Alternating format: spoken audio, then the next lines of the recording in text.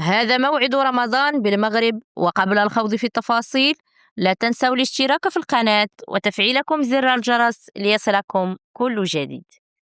يترقب ملايين المسلمين حول العالم موعد بداية شهر رمضان الفضيل، وسط تقديرات فلكية تشير إلى أن نهاية شهر شعبان لعام 1447 الهجري قد توافق يوم الأربعاء 18 فبراير الجاري، ليكون يوم الخميس 19 فبراير 2026 هو أول أيام الصيام بالمغرب. أهله الله علينا وعليكم باليمن والبركة، ورمضان مبارك سعيد.